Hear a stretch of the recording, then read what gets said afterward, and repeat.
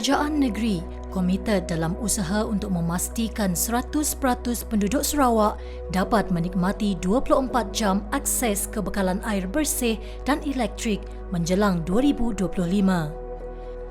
Di bawah inisiatif ini, pelbagai program telah diperkenalkan oleh kerajaan negeri seperti pelaksanaan program Grid Bekalan Air Sarawak, pelaksanaan program Bekalan Air Alternatif Sarawak (SAWAS) dan perluasan liputan bekalan elektrik luar bandar ke seluruh negeri Sarawak melalui skim bekalan elektrik luar bandar RES, skim bekalan kuasa luar bandar RPSS dan juga skim bekalan elektrik alternatif luar bandar SARES.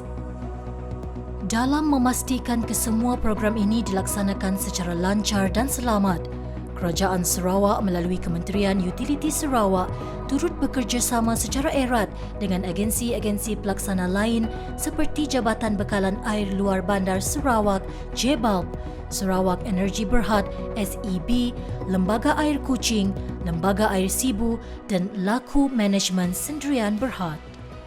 Kementerian Utiliti Sarawak, salah sebuah kementerian yang terdapat di Sarawak ini, mempunyai 3 komponen yang penting, terutamanya dalam usaha kerajaan Sarawak untuk menyediakan kemudahan asas utiliti untuk seluruh rakyat di seluruh negeri. Pertama ialah bahagian di kementerian kita ada bahagian elektrik. Yang keduanya kita ada bahagian bekalan air dan yang ketiganya bahagian ataupun unit pengedaran gas distribution.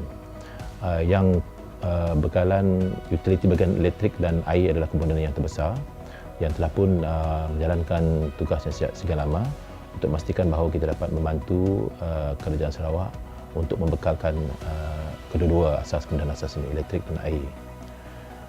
Jadi sejak tahun 2017 Yang Amat Berhormat Datuk Tinggi Ketua Menteri telah pun memberi tugas kepada Kementerian Utiliti ini untuk memastikan bahawa menjelang tahun 2025 setiap isi rumah di Sarawak ini mendapat kedua-dua kemudahan asas ini sepenuhnya. Dengan kata lain, pada menjelang tahun 2025, bekalan elektrik dan bekalan air mencapai tahap 100%. Jadi atas sebab demikian, maka di peringkat kementerian kita telah berusaha bersungguh-sungguh dengan menyediakan berbagai bentuk program, berbagai bentuk plan untuk memastikan bahawa sasaran itu tercapai. Untuk bahagian air, kita telah pun membuat persediaan awal dengan menyediakan beberapa plan strategik untuk memastikan bahawa setiap tempat, sama ada di bandar, pinggir bandar, luar bandar dan juga di kawasan pendalaman mendapat bekalan air. Peringkat pertama yang dilakukan oleh Kementerian Utiliti untuk memastikan bahawa bekalan air ini mencapai ke setiap tempat ialah untuk memastikan bahawa sistem infrastruktur yang ada pada hari ini kita lihat sekiranya dapat diperbaiki dan diganti. Ini antara usaha pertama yang dilakukan oleh kementerian sejak tahun 2018 dan 2019 hinggalah pada tahun ini. Antaranya ialah mengganti paip-paip lama dengan paip baru dan juga membaik pulih menaik taraf loji rawatan air dan loji takungan air serta memperbaiki pam-pam pengalak dan sebagainya. Ini yang sedang diusahakan. Jadi untuk memastikan bahawa keadaan ini dapat dipertingkatkan, maka kementerian telah pun mengenal pasti terdapat 322 kawasan lokasi di Sarawak ini yang kita sebut sebagai stress area. Stress area bermaksud tempat itu mendapat bekalan air tetapi penduduknya tidak mendapat bekalan air secukupnya sepenuhnya kerana infrastruktur ini berada dalam keadaan yang tidak memuaskan. Terima kasih di atas kesempatan ini. Terima kasih atas perwujudan Luji di kampung kami, kawasan Kampung Muncul, dan masa ini Luji ditempatkan di kawasan Kampung Kelampun saja dan lebih kurang 20 lebih kelamin lah buah rumah. Dan saya bagi pihak penduduk Kampung Kelampun aku penghulu di kawasan ini mengucapkan setinggi-tinggi penghargaan terima kasih di atas pelaksanaan proyek ini dan kami sangat gembira dan sangat berterima kasih walaupun dalam keseluruhannya air ini tidak mencukupi untuk membakalkan semua di kampung Muncu ini, oleh karena kekuatan air itu tidak boleh mencukupi untuk ke kampung kami Muncu. Sedangkan kampung Muncu ini adalah lebih kurang 178 buah rumah. Jadi cuma yang masa ini yang menerima air daripada uji ini di kawasan Kelampun saja. Dan terima kasih lah, dan terima kasih orang penduduk kampung pun sangat-sangat berterima kasih atas bantuan kerjaan. Untuk makluman pada hari ini di Sarawak kita ada 4 agensi bekalan air yang mengatur menguruskan air di seluruh kawasan. Pertamanya kita ada di kawasan selatan, kita ada Lembaga Air Kuching. Di kawasan tengah kita ada Lembaga Air Sibu.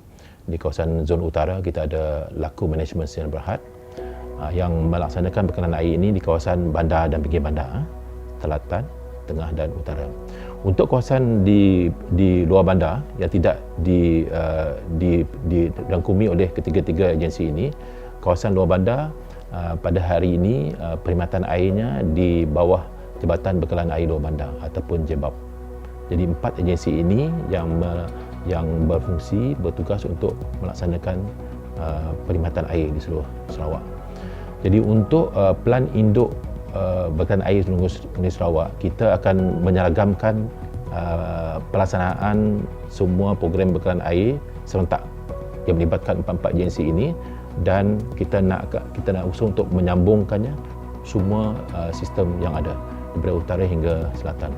Dan ini disebut sebagai sistem grid air ataupun water grid system yang akan kita usahakan dalam plan induk ini. Apabila dilaksanakan grid air nanti, maknanya bekalan air kita bersambung daripada selatan hingga kawasan tengah dan kawasan utara. Dan sumber air kita akan ambil daripada empangan-empangan besar yang ada di Sarawak. Kalau di selatan kita ada empangan Bengoh dan juga empangan bekalan air, batang air. Kawasan tengah dan Bintulu kita ada bekalan air melalui empangan Bakun, dan juga empangan-empangan lain seperti empangan Murum dan Balih pada masa akan datang. Jadi ini satu sistem pelan induk yang sedang dan akan dilaksanakan oleh Kerajaan Sarawak melalui Kementerian Utiliti.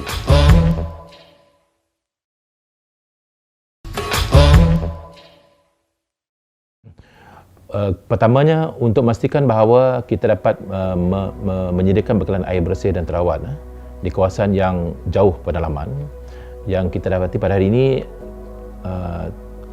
agak sukar untuk kita sediakan salurkan air melalui paip besar kerana tempat itu terlalu jauh. Maka program Sawas ini kita perkenalkan untuk kawasan-kawasan yang kita kenal pasti.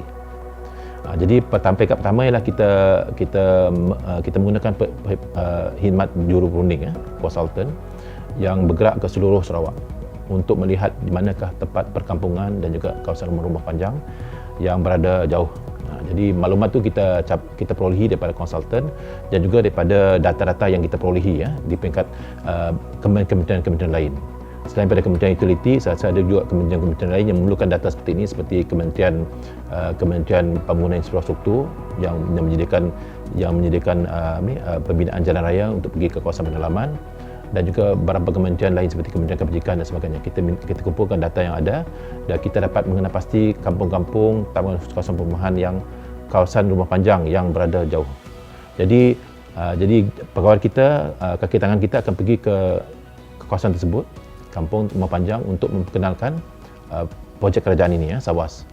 Seandainya mereka bersetuju, maka pihak kementerian akan melantik panel kontraktor untuk membawa sistem khas projek Sawas ini ke tempat tersebut. Syarat tempat tersebut mesti ada sumber air. Pertamanya mesti ada sumber air. Pertama, sumber air sama adanya sungai ataupun kolam berdekatan, ataupun air daripada gunung boleh juga. Gravity feed. Mesti ada sumber air. Seandainya tempat itu tidak ada sumber air yang nyata, tidak ada sungai, tidak ada kolam, kaedah yang lain yang kita gunakan yang menggunakan ini kaedah tadahan hujan. Maknanya air hujan kita kumpul dan kita proses dan menjadi bekalan air bersih. Jadi ini sistem proses yang selalu kita laksanakan sebelum melaksanakan sesuatu projek SAWAS di setengah tempat. Jadi alhamdulillah apabila projek ini telah dilaksanakan sejak 2-3 tahun lepas, maklumat yang kita perolehi daripada penduduk kampung begitu baik sekali. Mereka amat gembira kerana mendapat bekalan air yang mencukupi, yang bersih. Yang selama ini mereka hanya mendapat bekalan air terus daripada sungai, telaga dan sebagainya, tapi mereka mendapat bekalan air bersih dan terawat apabila satu sistem yang disediakan oleh pihak kerajaan kepada mereka. Dan yang pentingnya sistem ini disediakan oleh kerajaan secara percuma. Mereka tidak perlu membayar sebarang menyediakan sebarang kos untuk menyediakan projek SAWAS. Ini keistimewaan yang ada di Sarawak ni. Kerajaan Sarawak menyediakan satu bentuk perkhidmatan bekalan air yang terbaik dan memberi manfaat kepada masyarakat setempat secara percuma. Okey, yang kita telah pernah kena pasti selama tu apabila kita menerima maklumat daripada konsultan, daripada kementerian, data yang kita perolehi melalui pelaksanaan fasa pertama untuk SAWAS, untuk projek SAWAS. Projek pertama yang kita laksanakan di ke-22 kampung di Rumah Panjang ialah sebagai permulaan untuk melihat dari segi keberkesanan projek ini kepada masyarakat setempat. Jadi apabila siap fasa pertama ini, kita dapati bahawa rata-rata masyarakat kampung amat menghargai dan maklum-malas yang kita terima begitu positif. Mereka amat gembira apabila projek SAWAS ini dilaksanakan di kampung-kampung mereka. Walaupun mereka berada jauh di pedalaman, tapi mereka mendapat bekalan bersih. Jadi kita teruskan usaha dalam fasa yang kedua dengan jumlah penempatan yang lebih banyak.